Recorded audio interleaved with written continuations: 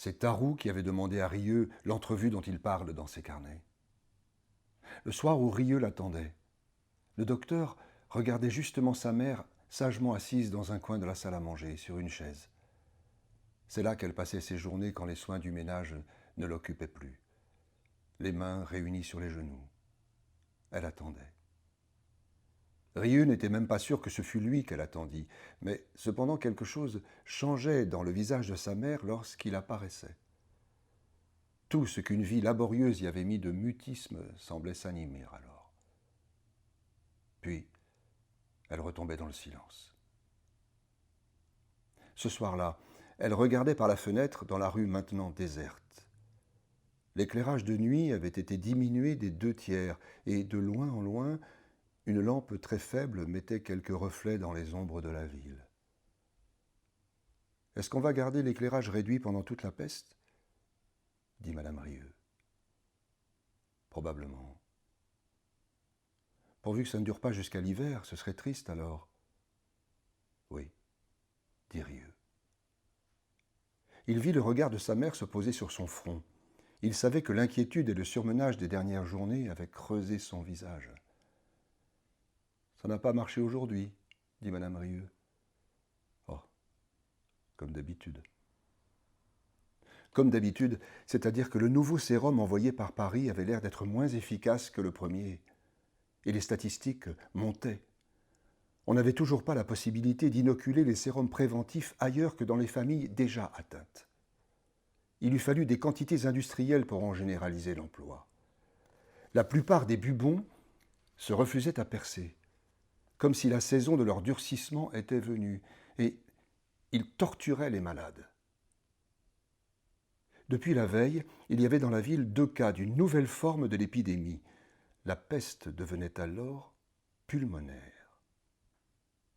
Le jour même, au cours d'une réunion, les médecins harassés devant un préfet désorienté avaient demandé et obtenu de nouvelles mesures pour éviter la contagion qui se faisait de bouche à bouche dans la peste pulmonaire.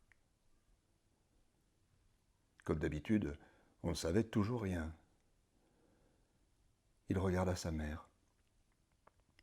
Le beau regard marron fit remonter en lui des années de tendresse. « Est-ce que tu as peur, mère ?»« À mon âge, on ne craint plus grand-chose.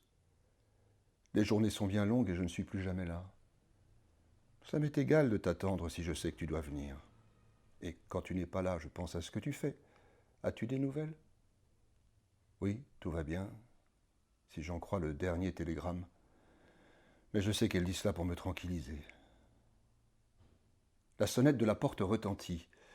Le docteur sourit à sa mère et alla ouvrir. Dans la pénombre du palier, Tarou avait l'air d'un grand ours vêtu de gris.